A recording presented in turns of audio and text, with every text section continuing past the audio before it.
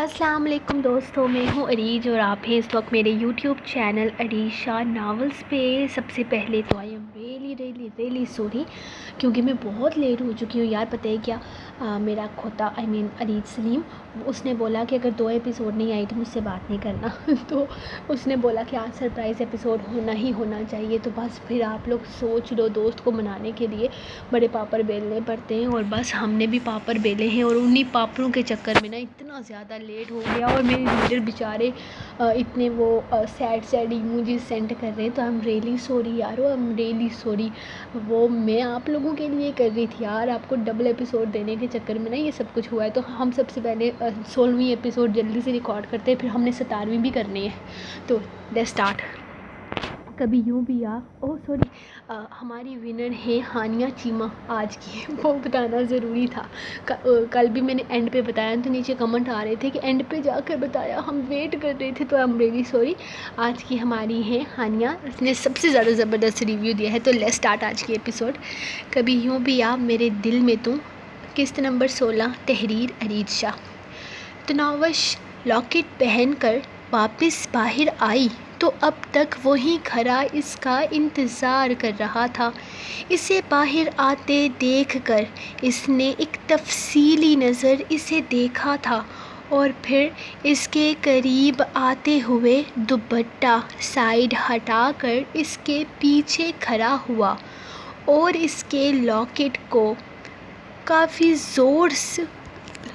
کے ہک کو کافی زور سے بند کرنے لگا تاکہ وہ اسے آسانی سے واپس کھول نہ سکے۔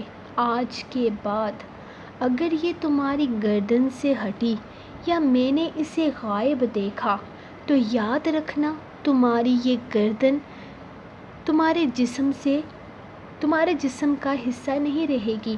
اس کا دھمکی دیتا انداز اسے مزید پریشان کر رہا تھا۔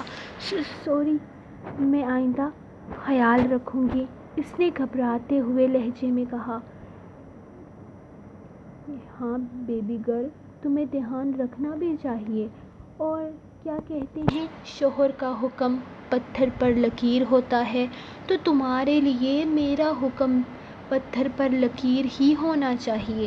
اگر تم نے میری حکم عدولی کی تو آخرت میں تو تمہارا انجام برا ہوگا ہی، دنیا میں میں تمہاری سانسیں تنگ کر دوں گا۔ اس نے ذرا سا کھینچ کر لاکٹ کی مضبوطی کو چیک کیا، جبکہ اس سے پہلے کہ وہ دوپٹہ دوبارہ اس کی گردن پر ٹھیک کرتا نظر ایک بار پھر سے تل پر الجھ گئی۔ اتنا غرور ہے اسے تمہارے جسم پر ہونے کا، یہ میری ملکیت پر جگمگاتا مجھے زہر لگتا ہے۔ اسے چھپاؤ مجھ سے، یہ نہ ہو کہ میرے ہاتھوں قتل ہو جائے۔ وہ اپنی انگلی ہلکے سے اس کے تل کو رگڑتے ہوئے اس کے جسم میں سنسناہٹ سی ہونے لگی، جبکہ اس سے پہلے کہ وہ جھک کر کوئی بے باک حرکت کرتا، وہ دوپٹہ سیٹ کرتے ہوئے کچن کی طرف بھاگ گئی تھی۔ میں ناشتہ لگاتی ہوں، ہم لیٹ ہو جائیں گے۔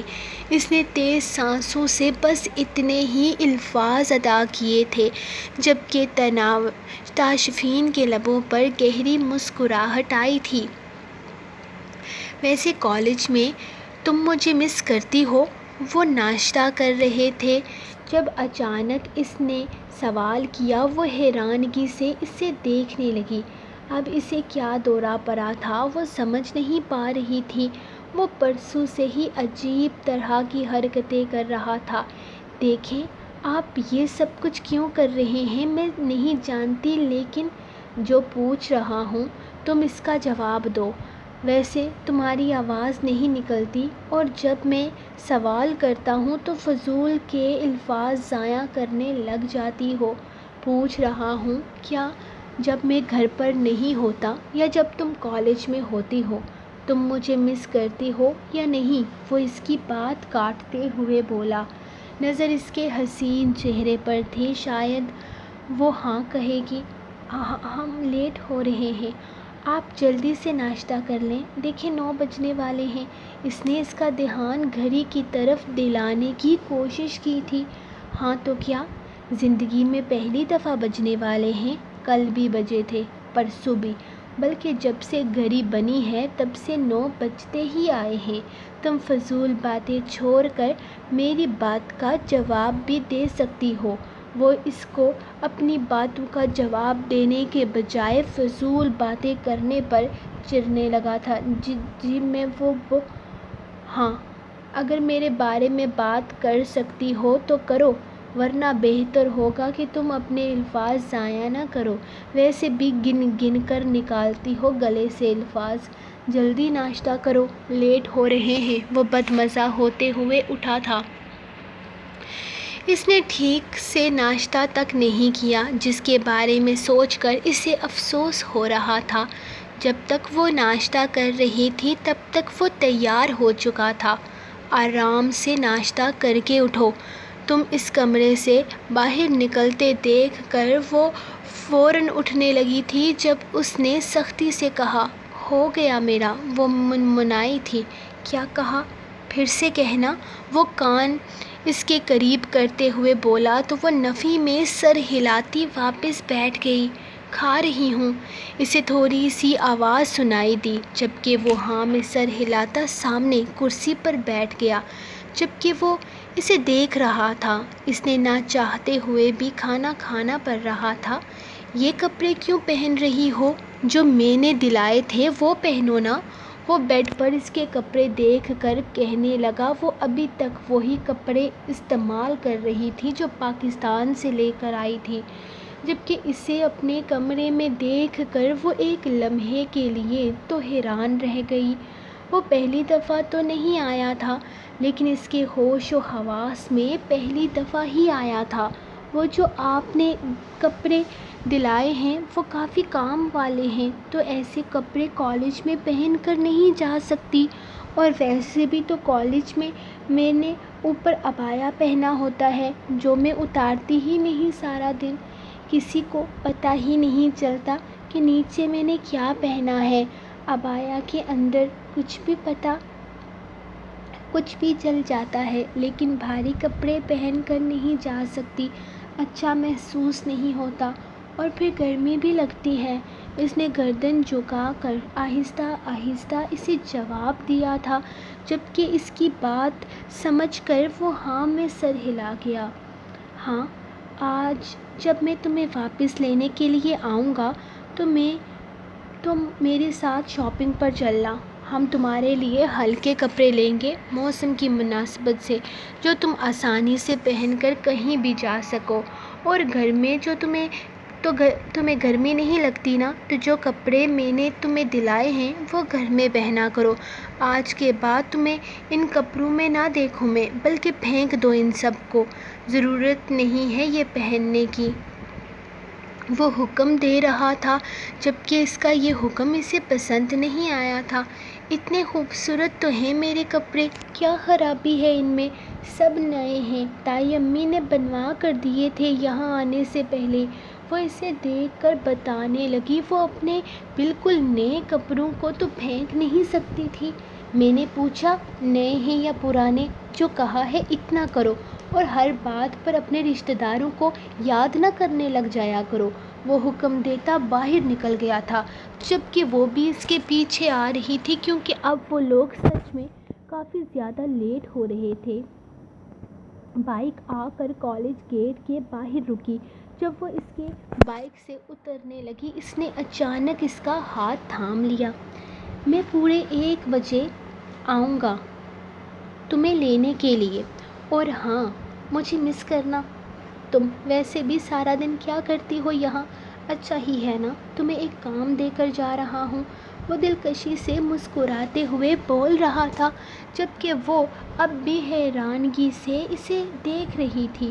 ویسے کالج میں تمہیں کسی نے تنگ تو نہیں کیا نا، یا کچھ ایسا ویسا بول دیا ہو؟ دیکھو، کچھ بھی ہو تم مجھے ضرور بتانا، بلکہ تم مجھے اپنی ساری روٹین بتایا کرو، اور آج میں تمہارے لیے موبائل فون بھی لے کر آؤں گا تاکہ تم مجھ سے دن میں رابطہ کر سکو۔ وہ کھڑے کھڑے اسے خوشخبری دے چکا تھا، جبکہ فون کا سن کر اس کے چہرے پر بھی مسکراہٹ آ گئی۔ کیا سچ میں آپ مجھے فون لے کر دیں گے؟ شکر ہے میں تایا ابو سے بات تو کر سکوں گی۔ وہ خوش ہو گئی تھی۔ پچھلے 1.5 مہینے سے اس نے اس سے اتنا خوش اب تک نہیں دیکھا تھا۔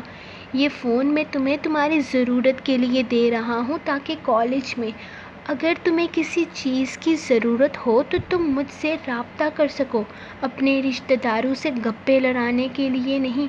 اور کتنی دفعہ کہا ہے میرے سامنے ان لوگوں کا ذکر مت کیا کرو، سمجھ میں نہیں آتا تمہیں؟ وہ اچانک ہی اسے آنکھیں دکھاتے ہوئے ڈانٹنے لگا تھا۔ میں صرف تایا ابو سے بات کروں گی، وہ منمنائی تھی۔ میرا ارادہ نہ بدلو تو تمہارے حق میں بہتر رہے گا۔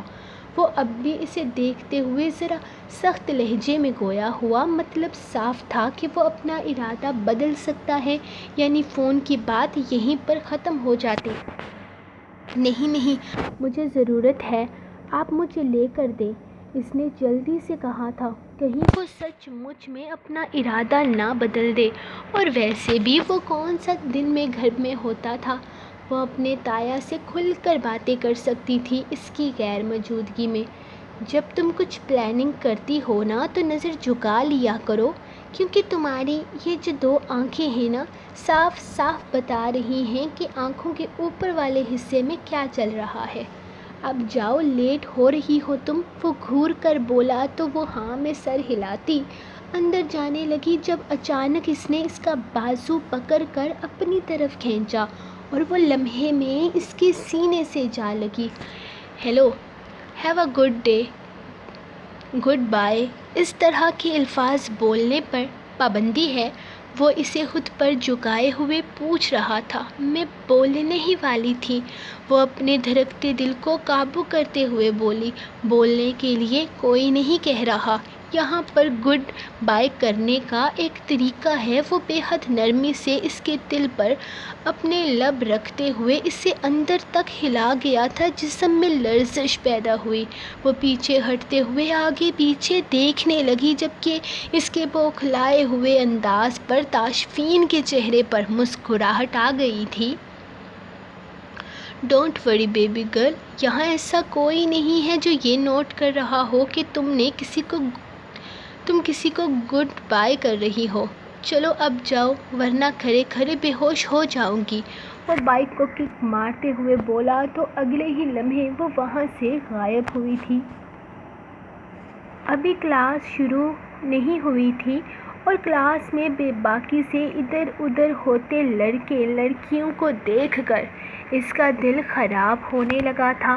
وہ اٹھ کر باہر ایک بڑے سے گارڈن میں آ گئی تھی جہاں بہت سارے بینچ لگے ہوئے تھے۔ یہ جگہ طبیعت کو خوشگوار کرنے کے لیے بہت اچھی تھی۔ وہ وہیں ایک بینچ پر آ کر ٹھنڈی ہوا کے مزے لینے لگی۔ ایکسکیوز می، کیا میں یہاں بیٹھ سکتا ہوں؟ کوئی اس کے سر پر کھڑا اس سے پوچھ رہا تھا۔ اس نے سر اٹھا کر دیکھا تو وہی کل والا لڑکا تھا۔ نہیں، وہ جواب دیتی چہرہ پھیر گئی، اور وہ جو یہاں بیٹھنے ہی والا تھا اس کے انکار پر منہ بنا کر رہ گیا۔ عجیب لڑکی ہو تم یار، کیا پاکستان سے کوئی ادب و لحاظ سیکھ کر نہیں آئی؟ تمہیں اتنا بھی نہیں پتا کہ جب کوئی دوستی کے لیے ہاتھ بڑھاتا ہے تو اسے عزت سے تھام لینا چاہیے، اور جب کوئی آپ سے اس طرح کی اجازت مانگتا ہے تو چہرے پر مسکراہٹ سجا کر اسے بیٹھنے کی اجازت دینی چاہیے۔ دوستی کے بھی کچھ تقاضے ہوتے ہیں۔ آپ میرے دوست نہیں ہیں اور میرا مذہب مجھے آپ سے دوستی سکھاتا بھی نہیں ہے۔ وہ پیر پٹک کر اندر جانے لگی جبکہ ڈینی اس کے پیچھے پیچھے آنے لگا تھا۔ یار ذرا سی بات میں مذہب کدھر سے آ گیا؟ میں تو صرف تم سے بات کرنا چاہتا ہوں۔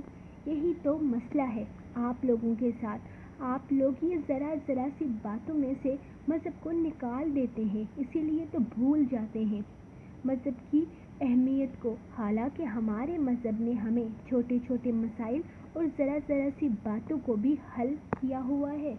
وہ اچانک رک کر بولی، تو وہ جو کب سے اس کی آواز سننا چاہتا تھا اس کے الفاظ پر ٹھٹک گیا۔ آئی ایم سوری یار، تم تو برا مان گئی، میرا وہ مطلب نہیں تھا۔ ڈینی نے معذرت کرنی چاہی جبکہ وہ اپنے کلاس روم میں چلی گئی تھی۔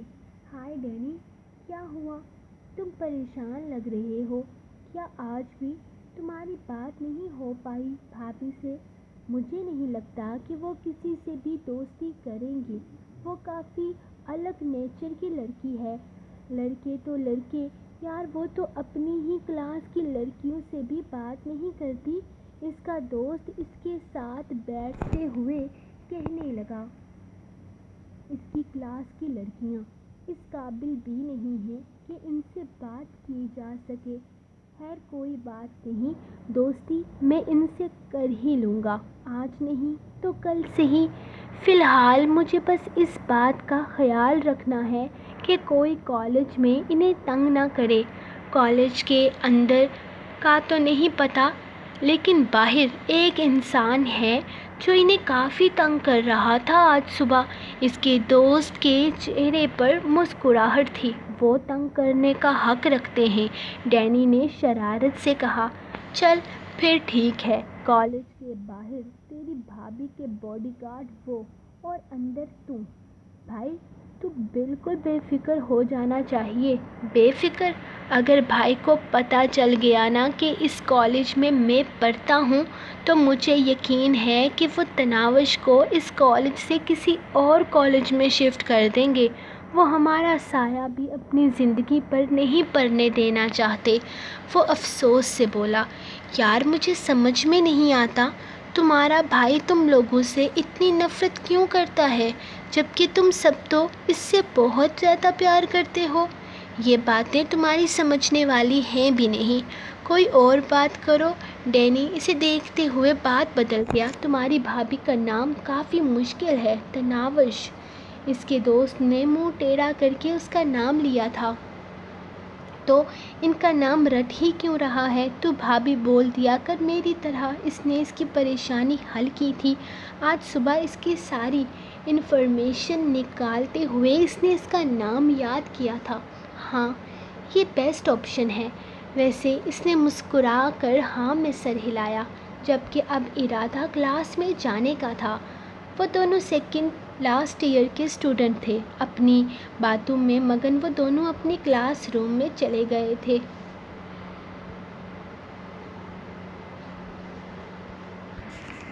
کیسا لگا تمہیں تمہارا کیبن؟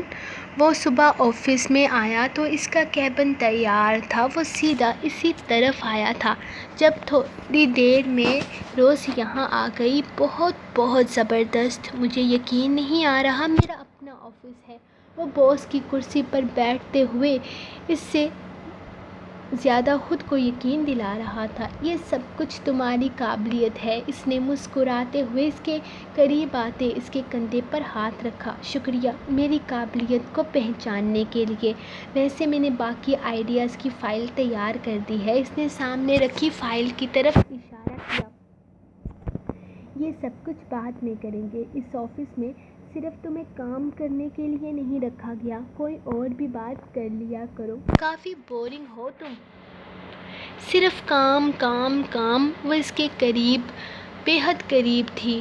کام کے وقت کام اچھا لگتا ہے نا؟ اس نے مسکرا کر کہا۔ ہاں بالکل، کام کے وقت کام اچھا لگتا ہے، لیکن فی الحال میں تم سے بہت ساری باتیں کرنا چاہتی ہوں۔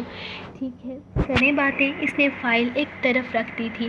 اس کے اس ادا پر وہ مسکراتے ہوئے مزید اس کے قریب آئی جب اس کا فون بجنے لگا۔ اوہو، ڈیڈ بھی نا غلط وقت پر فون کرتے ہیں، میں ان سے بات کر کے آتی ہوں۔ وہ مسکراتے ہوئے باہر نکل گئی، جبکہ تاشفین نے گہرا سانس لیا تھا۔ وہ کرسی پر بیٹھا تناوش کے بارے میں سوچ رہا تھا۔ اس کے ذہن پر وہ بری طرح سوار تھے۔ وہ رات جب نشے میں اس کے قریب تھی، اس کا دل اس کی قربت کے لیے مچل اٹھا تھا۔ آنسوؤں سے بھری اس کی آنکھیں اس کے دماغ سے ایک لمحے کے لیے بھی نہ نکلی تھی۔ وہ مسلسل اسی کو سوچے جا رہا تھا۔ اس کی آنکھوں کے سامنے بار بار اس کا چہرہ آنے لگا، اور اب وہ چہرہ اس کی آنکھوں کے ساتھ اس کے دل میں بھی گھر کر گیا تھا۔ وہ یہاں یہ رشتہ بنانے آئی تھی، یہ رشتہ نبھانے آئی تھی، اپنے دل کی تمام تر رضامندی سے، اپنے شفاف دل کو وہ اس کی لے کر وہ اس کی زندگی میں شامل ہوئی تھی۔ وہ اپنے باپ کے کسی فیصلے کو قبول نہیں کرنا چاہتا تھا۔ اس نے سوچ لیا تھا وہ اس رشتے کو ختم کر دے گا، وہ خود پر اپنے باپ کا کوئی حکم چلنے نہیں دے گا، لیکن اب اس کی سوچ بدل چکی تھی۔ بے شک فیصلہ اس کے باپ کا تھا، لیکن زندگی اس کی تھی، نکاح اس کا ہوا تھا، وہ اس کی بیوی تھی۔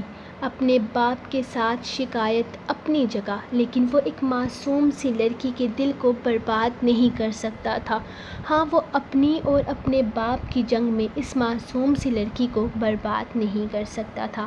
سو گائز، یہ تھی آپ لوگوں کی آج کی ایپیسوڈ۔ اب میں سرپرائز ایپیسوڈ ساتھ ہی اس کا ریکارڈ کرنا شروع کر رہی ہوں، تو آپ لوگوں نے سونا نہیں ہے۔ نیکسٹ ایپیسوڈ آئے گی 500 لائکس پہ، تو ملیں گے ہم آپ کو تقریباً مزید 20 to 30 منٹس کے بعد۔